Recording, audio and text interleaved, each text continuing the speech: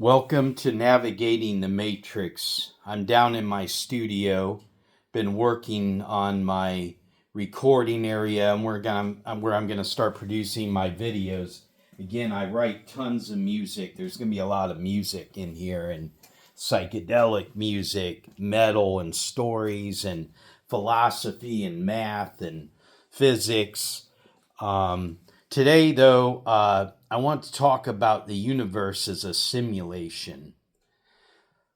Imagine this, that you're at a carnival or something and you're walking through this maze where you have these tents. And outside these tents are creators of simulators, these submerged realities. And you are wondering which one you want to try, if any. And let's say that you're a Titanic person and you're like, well, I want to, I'd like to ride upon the Titanic, go into a submerged reality. And again, these are realistic simulations. They're submerged reality. Okay. And let's say that you choose to do that, but they have you sign a paper that, when you go in there, you're not going to know you exist outside of the simulation. The challenge is you must complete the simulation and try to survive. But while you're in that simulation, that will be your only reality. You know nothing about you walking through this carnival and checking out simulations. So you have to sign the dotted line and then you can get in on this virtual Titanic, And so this opens a doorway into thinking about this universe in souls, whether you want to call them souls, conscious agents. Is this a challenge that your acknowledger took? Is this a challenge or is it a penalty?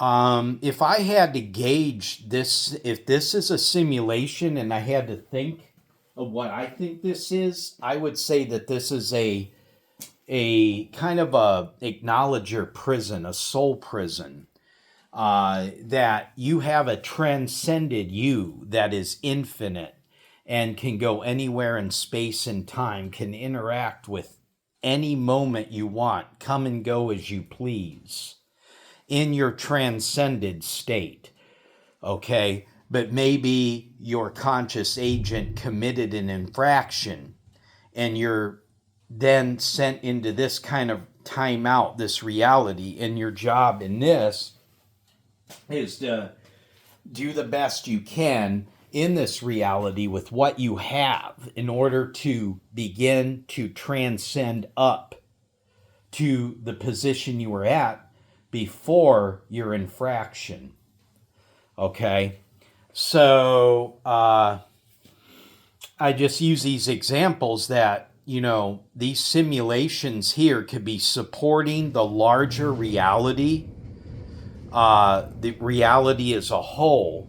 Things that we're doing here in this prison, this soul prison, might actually be supporting the world that the transcended masters exist in.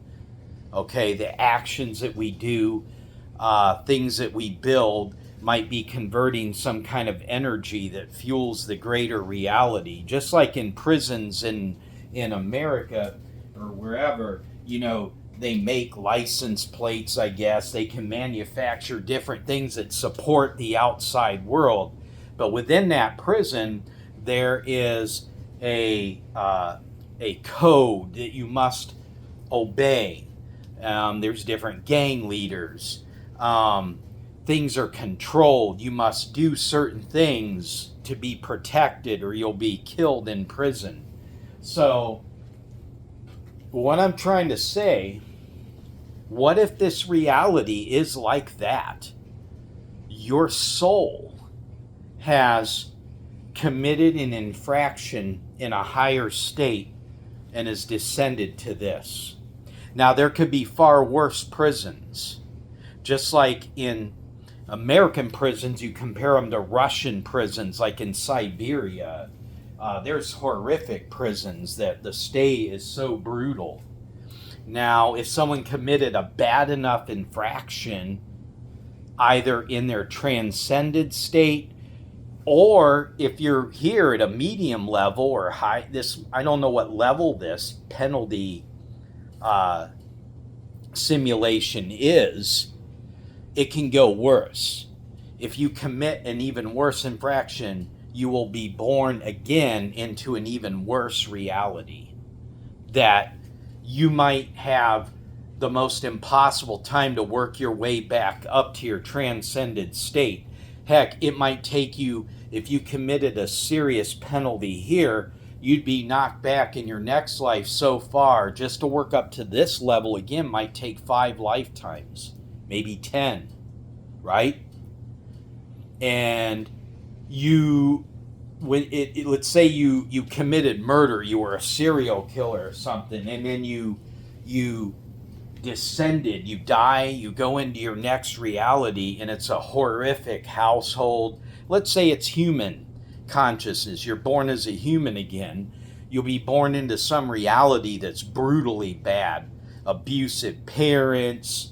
Maybe you're born into like some Texas Chainsaw Massacre guy's house where there's this crazy family, and you're a helpless infant in that reality. And your only way to work your way out might be a trigonometry book sitting on a table in the corner of the house somewhere. And your only way out is like when you become old enough to pick up that book and start learning trigonometry and learning how to think rationally, because the math helps you think rationally. And now you have to apply that to direct your life, and it trains you to think rationally. And therefore, you might be able to graduate up when you die out of that reality. Or another thing, see, there's so many possibilities. Or, like I was just telling you at the carnival, maybe your soul said, I want to take that challenge and come into this reality and think this is my only existence. I know nothing about my real existence outside of this, but I'm taking the challenge to get through this reality. But I won't know anything. I have to discover all the clues. I have to notice synchronicities and navigate my reality and successfully complete the simulation. That's another possibility.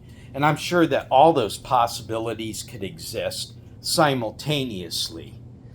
Now, I don't want to go too long. I was just wanting to keep videos coming here. That's food for thought. Videos to come, I'm going to be talking about constraints on reality, how you could build representations of the past and approximate them quite well with constraints. I'm going to talk about the arrow of time and entropy, and then I'm going to have music. I write a lot of music, psychedelic, everything.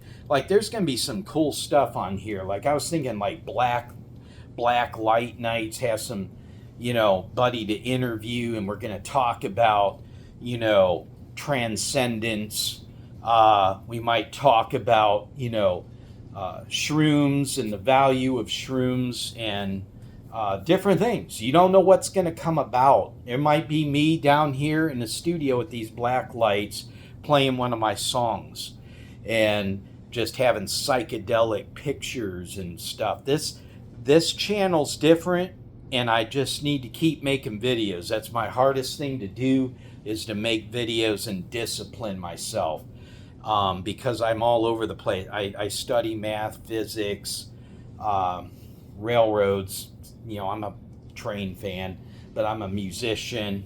I love philosophy. I'm always reading, and so different things. And yes, I'm a Titanic fan too. But anyway, enough on me. There's a lot, but there'll be more to come. Stay tuned, and our next video will probably be dealing with infinity again.